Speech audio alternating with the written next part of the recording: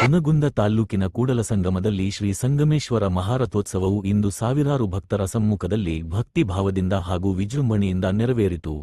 ಮುಂಜಾನೆ ದೇವಾಲಯದಲ್ಲಿ ವಿಶೇಷ ಪೂಜಾ ವಿಧಿವಿಧಾನಗಳು ನಡೆದವು. ದೇವರ ಮೂರ್ತಿಗೆ ವೈಭವಯುತ ಅಲಂಕಾರ ಮಾಡಲಾಗಿದ್ದು, ವೇದಘೋಷ ಹಾಗೂ ಮಂಗಳವಾದ್ಯಗಳ ನಡುವೆ ರಥಾರೋಹಣ ಕಾರ್ಯಕ್ರಮ ನೆರವೇರಿತು. ಭಕ್ತರು ಜಯಘೋಷಗಳನ್ನು ಕೂಗಿ ಮಹಾರಥವನ್ನು ಎಳೆದು ತಮ್ಮ ಭಕ್ತಿ ಸಮರ್ಪಿಸಿದರು.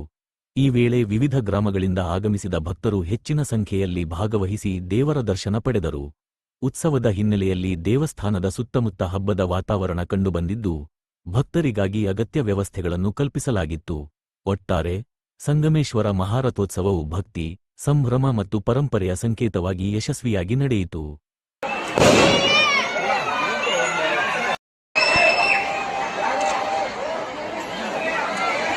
ನನಗೇನು ಚಿಂತಿಲ್ರಿ.